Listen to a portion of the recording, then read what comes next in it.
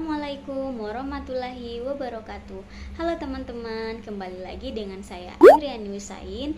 Pada kesempatan kali ini kita akan membahas tentang hubungan STEM pada materi sifat koligatif larutan. Salah satunya adalah penurunan titik beku.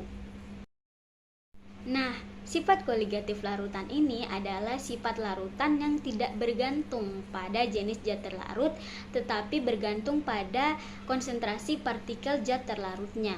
Sifat koligatif larutan ini terdiri dari dua jenis, yaitu sifat koligatif larutan elektrolit dan sifat koligatif larutan non-elektrolit.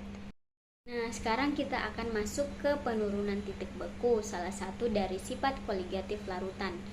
Penurunan titik beku adalah penurunan titik beku pelarut akibat penambahan zat larut yang tidak mudah menguap. Nah, misalkan kita akan membuat larutan gula dan kita tempatkan pada suatu tempat yang memiliki suhu 0 derajat Celcius. Ternyata setelah ditunggu beberapa saat, si larutan gula ini tidak juga membeku. Kenapa tidak bisa membeku pada suhu 0 derajat Celcius? Karena ini adalah suatu larutan yang telah berisi zat terlarut. Jadi ketika air, komponen pelarutnya ini ingin berinteraksi, ingin merapatkan diri, terhalang oleh molekul-molekul gula yang ada di dalam larutan tersebut. Sehingga dibutuhkan suhu yang lebih dingin lagi agar interaksi antara molekul-molekul air ini yang saling merapatkan diri bisa terjadi, sehingga terbentuk kristal. Nah, suhu yang lebih rendah ini disebut penurunan titik beku larutan. Sekarang kita akan masuk ke penurunan titik beku yang berkaitan atau berhubungan dengan STEM. Sains, contohnya di sini adalah es krim.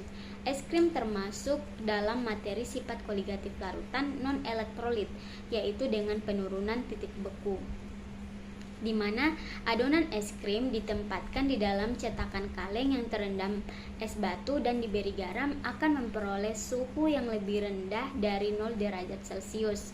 Proses tersebut membuat adonan es krim beku dikarenakan perpindahan kalor dari adonan es krim ke campuran es batu dan garam kasar. Dengan penambahan garam, berfungsi menurunkan titik beku pada saat es batu mencair dan terlarut menjadi air garam. Selanjutnya, teknologi. Alat yang digunakan untuk membuat es putar atau es krim tersebut masih terbilang sangat sederhana dan prosesnya lama, masih menggunakan kaleng bekas. Tetapi seiring berkembangnya teknologi, pembuatan es krim sudah menggunakan alat-alat yang lebih canggih dan tidak membutuhkan waktu yang lama untuk proses pembuatannya. Selanjutnya, teknik.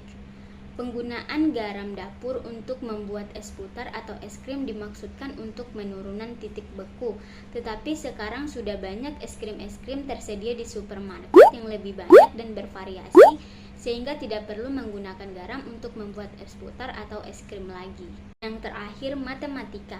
Misalnya, air yang dimasukkan ke dalam kulkas suhu 0 derajat Celcius akan membeku, berbeda dengan larutan, misalkan larutan gula yang dimasukkan ke dalam kulkas yang memiliki suhu yang sama, yaitu 0 derajat Celcius, tidak akan membeku karena larutan gula tersebut membutuhkan suhu yang lebih rendah lagi supaya larutan itu bisa membeku.